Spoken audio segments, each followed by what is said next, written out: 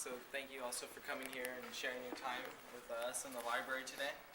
We're gonna talk a little bit about who Cesar Chavez was as we approach the holiday on March 31st, and about maybe some different ways that we could continue to honor my grandfather's life on the holiday that California's created and about 8 other states around the country. But before I begin, I saw somebody had the flag up earlier, and and it says "Si se puede," right? And so I just want to know how many people have seen those words "Si se puede" and "Yes, we can." Right? And what kind of places have you seen those words? Where have you seen them? Obama. Protest? What? Where? Obama. What? Obama? Obama? Yeah. Who else? What's that? Sorry, can we raise some hands? Maybe get some clear voices. Not any mumbles. Come on. Let's raise some hands and let me get some answers really quick. I hear all these answers, but they're mumbles. So somebody raise a hand, please. Who? Well, I see it on protest. You know how people have Yeah. those boards. Yeah. Banners and posters, and yeah, exactly. And somebody said Obama, right? Let's see, on Wednesday last week for St. Patrick's Day, I was at the elementary school, and the kids are telling me that Dora the Explorer and SpongeBob and Bob the Builder are all about "Si se puede," yes we can. And so, it's soccer, it's everywhere. So, and I was telling them, yeah, you're right. Not too long ago, I got a chance to join up with the World March for Peace and Nonviolence, and it started in Australia, and it went through Asia, Africa, Europe, and eventually to North America. And I joined them on the leg through Los Angeles, and there we were, marching down the middle of the streets chanting "Si se puede," yes we can, to peace and to nonviolence and to end hunger. And so it's just really cool to see how many people use those words as a positive mantra for their cause. And not everybody may know the history of those words, but during the 70s, my grandfather was working to organize in Arizona, and all the workers and their supporters just kept on saying that they didn't have the money, they didn't have, the resources, there wasn't, they couldn't overcome the growers. They were too strong, they had too many friends elected in office, they had way too much money, and these were just, simple farm workers. And they kept on saying, "No se puede, no se puede, no, it can't be done, no, it can't be done." And my thought that just reminded them, "Si se puede, yes we can, yes it can be done."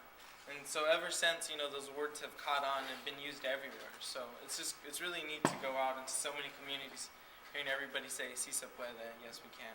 And I think that's the right attitude to wake up with in the morning. This is me when I was growing up, right here, little mushroom head, with my cousins. Let's see right there, Artie and Juanito, my tata. And this is the place where I learned a lot of these lessons that sometimes you don't always get a chance to learn in the classroom. Like I said, these important lessons about "Si se puede," and learning how to consider some of the most needy and some of the forgotten people in our society. But also, before I go forward and I talk about Cesar Chavez and about the work that he's done, I think it's important that, because we know, is it safe to assume that we know Cesar Chavez worked for farm workers? Is that, yeah? Okay, because I don't want to make any big assumptions here, right? But, so I think it's also important to ask, where does our food come from, right? And this is a question that sometimes I think we take for granted, because, we walk right down to the supermarket and we could just grab any fruit and vegetable, that we want to have any time of the year.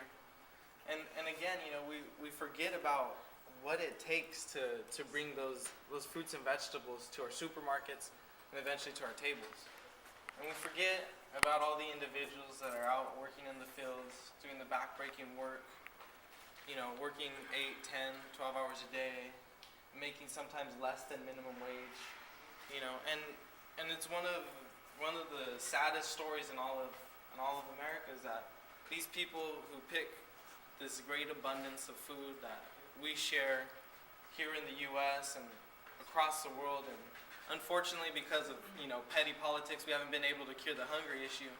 But we have enough for everybody's needs, right? It's like Gandhi taught my grandfather and so many others. There's enough for everybody's needs, just not enough for everybody's wants. And so that's what my grandfather worked on doing, is making sure that he secured the farm workers' needs, because these people, we forget about them sometimes when we're in the supermarket and we're just picking our fruits and vegetables and we're just going about our busy little life, and we forget about all the hard work that again, it took just to bring those items to us. And it's not just the farm workers, right? It's the soil that they attend to. It's the water that we need, right, to make those fruits and vegetables grow and that we need for our life.